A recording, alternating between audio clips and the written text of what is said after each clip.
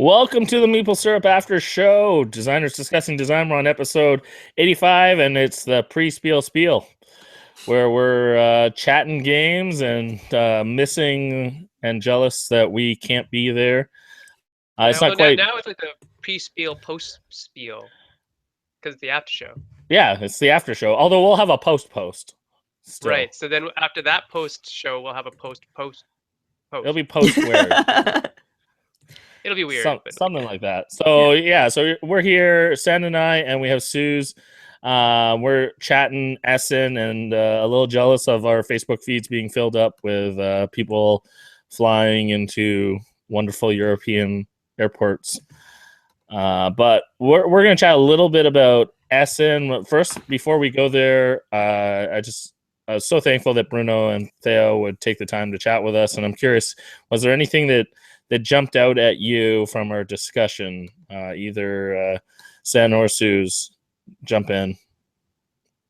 I thought they just gave, I really liked Bruno's comments on designing partners, because I'm not a game designer. I don't have a lot, but Daryl, and actually I'm talking to two game designers that partner up, specifically on their game designs. And I think that that's just a fascinating process. And to hear Bruno's attitude towards it, I think is really, I don't even have the right word for it, but I think it's positive and I think it's really cool. And I'm really, as a consumer of games, I think it's interesting to think about how partners can make games better, by having somebody to bounce things off of each other that are deep in the weeds, but have a different perspective. So I liked Bruno's comments about finding that. And I would imagine if you're a game designer out there, that's good advice. I can also see, though, how, especially for younger, newer, not younger, age-wise, but more inexperienced or unpublished game designers, that it's still probably difficult or intimidating to find a design partner if you don't kind of come to the table with one. So I can see where that's tough. I mean, if Bruno asks anybody, right, he's freaking Bruno Cathala. So if Bruno comes to you and says, hey, you want to design? I mean, everybody's going to say yes, right? But absolutely. Anyway. Yeah, for me, what stuck out from Bruno was the Bruno method. I like the Bruno method. I mean, that's kind of how we're running now in a lot of ways, but we still feel like we have to be on at conventions. We have to pitch at conventions, right? Because it's not France, and it's not. We cover a lot more distance to get to a publisher than Bruno does. I mean, for him to get to Germany, it's a 2-hour flight. For us to get anywhere, for me to get anywhere in 2 hours, I'd be in Toronto or something, right? So, and the price for a flight, here would be much more expensive than in Europe, or a train or whatever. So I think there are some issues with that in terms of how to get around that for North Americans. Well, and proximity to the publishers he's talking to. Exactly, right. A lot of those publishers are just a train away, or a short day trip, versus for us, we may only see some of these publishers at one show, they're going to be at Gen Con, but not at BGG or, things like that. So our windows of opportunity of face-to-face time are quite limited. Yeah. Though, I mean, I would totally, and I'm planning on hopefully doing some things where, it's I'm just gonna go to San Diego and hang out with, Nate and Scott or whoever for a week or something and just pitch. But not really pitch hard, not the 15 minutes, everything splurting out of your mouth pitch. Actually play games and do that kind of thing. Enjoy yourself. Yeah, on a more personal level. And then, like Bruno said, I mean, go to the shows, because you kind of have to show your face at the shows, demo the demos that are releasing, sign whatever games people want you to sign. I still think that's weird, but yeah, I'll do that, whatever. And then sign the contracts there. I think that's a great way of doing things, because and even Theo said that they don't sign games at the conventions right away, because they really do need to take it away. And if that is the best action to take, which I think it is, I would rather teach them in a quieter, less rushed environment, et cetera, where they can really look at the games, ask questions back and forth, and really see if they want it. I think that would be a better investment of time than for me to go do my best, have them take it away, get my hopes all, up, and then for them to come back, say, hey, after we took it away, we didn't really like it.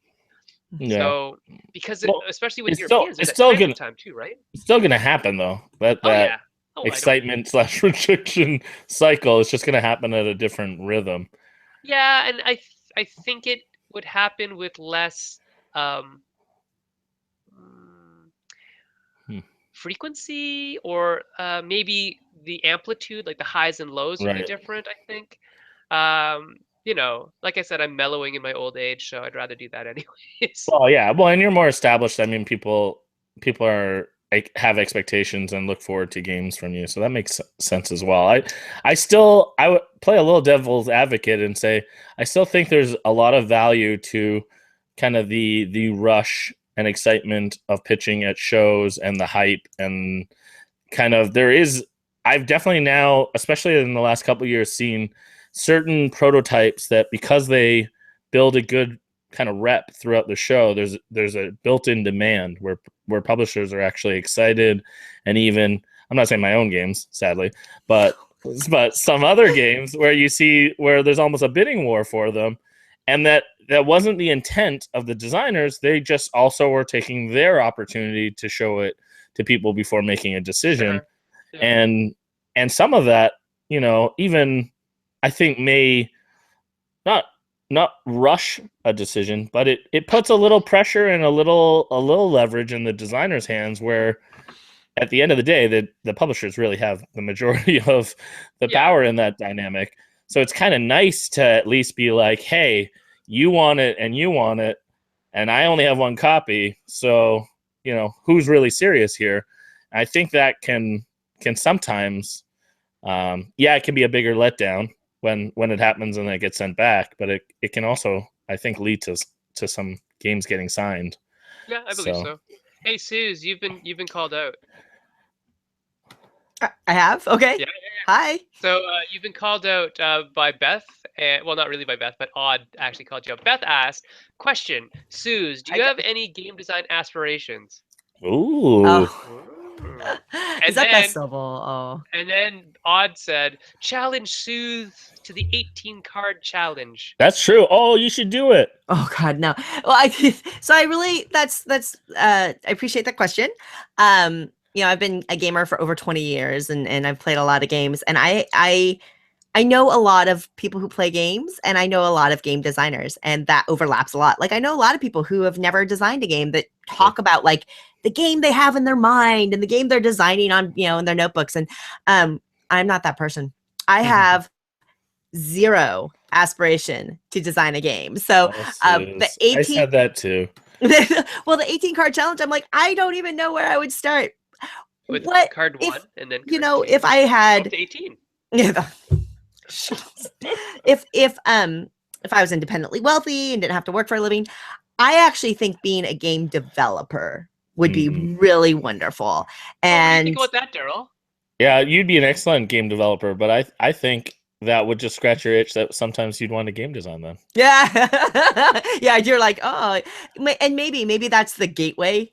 The gateway role is being a game developer, but I love taking games and sometimes I think because I've played so many games, I can add a little bit of perspective that's helpful. But I know just enough about game design to really respect and appreciate the people who can do it, the people who can see things on paper, whether it's the more mathy games or the more thematic games. And like, I have no freaking idea how you do that. But give me something, I can tell you everything that's wrong with it. So there you go. You would be an excellent developer. So I do see that. Absolutely. I want to jump into, we heard, obviously Bruno mentioned like a ton of games that he has releasing at Essen, and then Teo mentioned some of the repos, but beyond those games, I want to hear what you guys are looking forward to. Yeah, what games are we each looking forward to? I know Sen doesn't normally do a lot of ahead of time research. He just kind of hears what the buzz is. I tell him what's exciting, and then he sees then it. I don't buy them. Then he doesn't buy it, but he'll wait, and then he'll get tempted when he sees a Yeah, good, that's really what happens. Is it's like I kind of have to see it yeah. and get some more, get other people's impressions of it. So It's not let's like Kickstarter for me. let's tell Sen some games that he needs to keep an eye out for. I know, Suze, you got a list that you sent with Tiffany and Steve that'll hopefully get picked up. I have a list. Why Yeah. don't you, in no particular order, Oh yeah. share maybe a handful Okay. first, and then I'll go to a handful, and we'll see how many we Well, got. I'll just so I kept my list, and I mentioned this I think on the Meeple Syrup show that I definitely am focused on games that I am unsure about when or if they'll hit the US. Right. But if I know they're going to hit the US, like the Great Western Trail or Feast of Odin, I can wait. Like I'm patient. I'm old. Like I'm used to waiting. But so my list is very much like what I'm worried about not getting or having to wait a long time. So top of my list, Cottage Garden. Ooh. The Uwe Yeah. multiplayer one that uses the Tetris style tiles. It looks Yep. gorgeous and it sounds right up my alley. It's So like do you think that's- patchworky. I was gonna say, do right? you think it's gonna be like patchwork for more? I am avoiding that. Everything I'm reading about the gameplay indicates that the pieces and the location that you put them matters more. Like the shape of the pieces matter more Right. than just fitting together. Yeah. So okay, I'm being a little cautious about comparing it to Patchwork beyond the fact That's that it fair. has those different shaped tiles. Mhm. Yep. But I'm in. Oh, me too. The Then. Targi expansion. Targi is absolutely, Mhm. along with Akrotiri, Targi is Whee! absolutely one of my all-time favorite two-player games. Same. And there's an expansion coming out, so I'm Yeah. Ooh. I didn't even know about that. there. Gotta add that to my list. Yeah, I have to have it. I have to have it. The Oh My Goods expansion that we have no Mhm. idea if it's going to hit the US or when. Like they're being very cagey about it. They're like, oh well, we have enough for Essen, but we don't know. So I'm They like, were that way last year with the Yeah. game. I'm sure it'll spread, but that's on my list. And then I've got a couple of smaller things. One of the things about Essen that I think a lot of people focus on the big Euro releases, but I've pre-ordered a bunch of Japan brand Yeah. and a couple of random Korean games as well, Yeah, because there's a great presence there. so this Garden of Minions, which is a solitaire game. I'm getting really into solitaire games, and this one has dice, and I'm really into, so I pre-ordered that. And then a silly little game called Fold It. These are just I love innovation in games, and I will Sure. buy a game simply because I think it has something unique in its mechanisms. Yep. Fold It is like it's a printed sheet with like these images on it, and the game is you have to fold the page. It's literally just it's literally designed as like this plasticky sheet, like a vinyl, like a bendable vinyl, and you have to fold the sheet so that you can see specific images first. Oh, I get it. Yeah, yeah. That's Right? neat. I mean, how silly is that? But I have to have it. Race origami. Remember those cookie cutters? And then you have Yeah. So anyway, so Race those are some of Origami the race.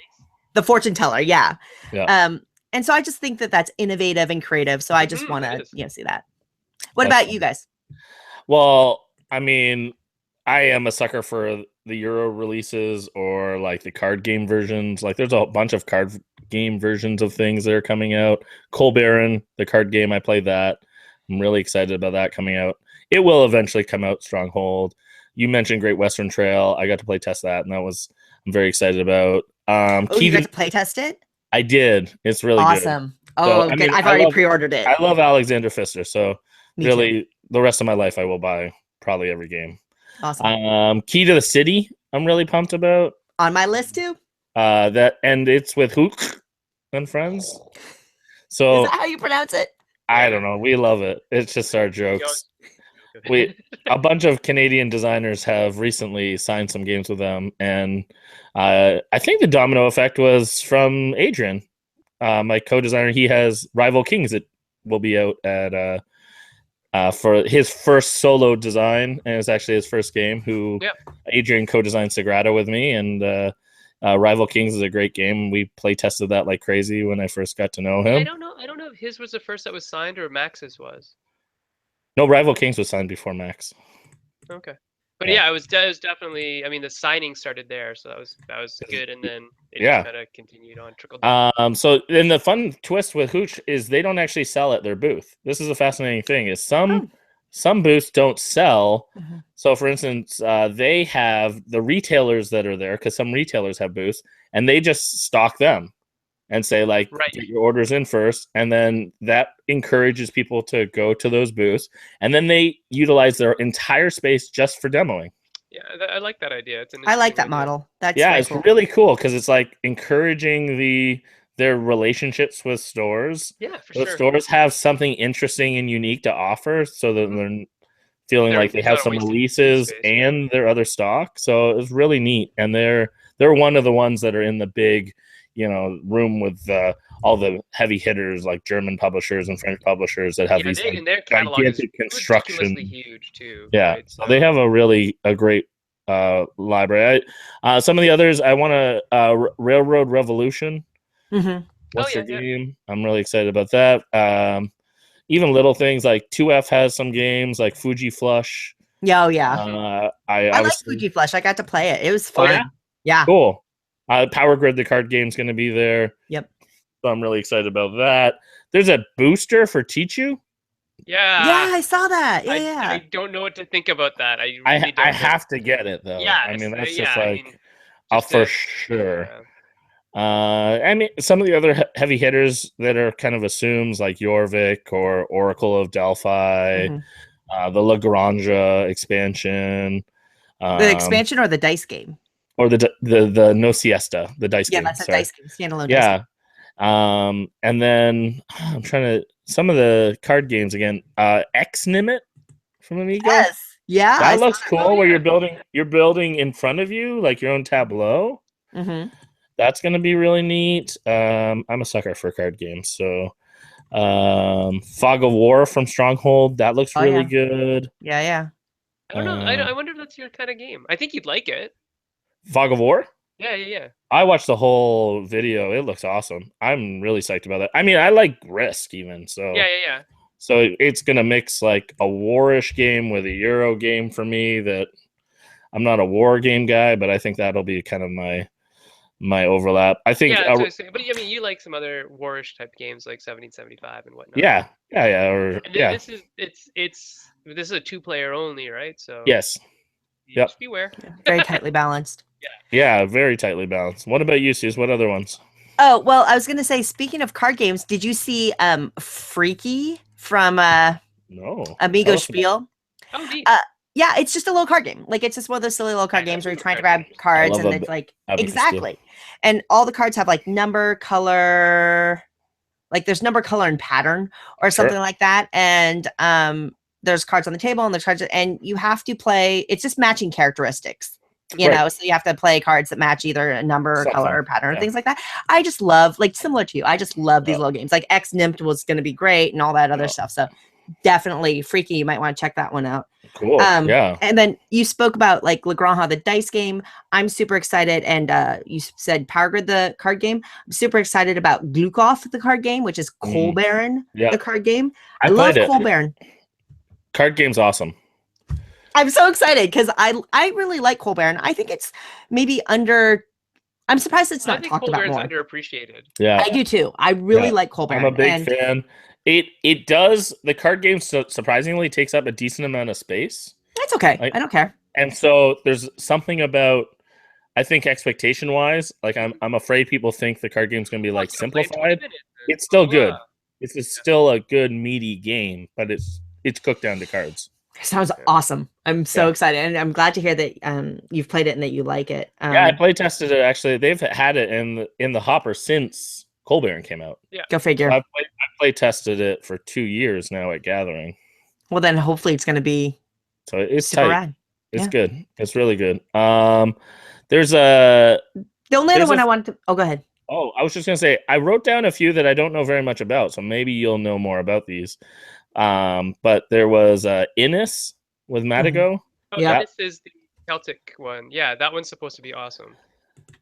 It has really unique art, which I really it caught my eye. Right, it looks amazing. I don't know as much about it, and this is a Z-Man release, but Nautilian or something. Oh, Nautilian. I know a lot about that one. Oh yeah, good. It's solo play. It's another in the Onirim in the Oniverse Got it. series. Okay. That makes sense. And this one is dice allocation. It's like it's underwater and you're trying to go on this adventure in your submarine and you're going to roll these dice and then you have to allocate them to yourself, like crew for your submarine. But then you also have to allocate one to your enemy. Right? Yeah. That sounds so good. It's going to be so good. So this thing, like, and I don't remember all of it, but like basically you're rolling these dice and there's 3 stations that you have to assign dice to. One for yourself, one a kind of an adjunct, and then one to your enemy. So that balance of dealing with the randomization and figuring out what choices. And it's solo play, and I love the whole Oniverse series, like Castilian and Onirim. Oh, so Natalian is a must-have. All right, I gotta keep bouncing these off you then. There's the Colonists with Mayfair, not to be confused with Colony. Yep. I'm curious about that one. Yep. The Golden Sails with Hobby World. Oh, I haven't seen that one. Mm-mm. Yeah, that one. The cover caught my eye, and Hobby World did Spy Game, or not Spy Game, Spyfall. So, which sounds like a very different game than a Golden Sails would be. A Golden Sails is very different. I just Hobby World in general. I kind of keep my eye on now. Mm-hmm. Modifus has a couple titles: Siege of the Citadels, which is Eric Lang and Kevin Wilson. Mm-hmm. Yep. Borg. Yeah, and they also have a Kung Fu Panda board game. That's awesome. So did Lang do that? Did Eric do that one? I don't know. He should have. Pandas. Yeah, I know, right? So. Have you been paying attention to Aporta? Because those are the other ones I'm super excited for. I pre-ordered all 3 SM releases from Aporta. Cool. Capital Lux, Avenue, and Doodle China. Doodle City is one of my favorite solitaire games. You can play it multiplayer, and I actually think it plays quite well multiplayer, but it's one of these ones where you roll dice and you mark on a score sheet, right? And in Doodle City, you're drawing roads and connecting these different buildings that are pre-printed. So Doodle China is a new take on that. Cool. I like Doodle City, so. I love Doodle City, so I was in for Doodle China, and they really are saying, like, who knows what's going to happen, but Doodle City was actually pretty hard to get in the US. Yes. Really limited release here. And then, so Doodle China I'm in for, but then they also have Avenue, which is a new take on that formula where you're marking on score sheets, but now cards are the basis for what you're doing. So instantly in for those two.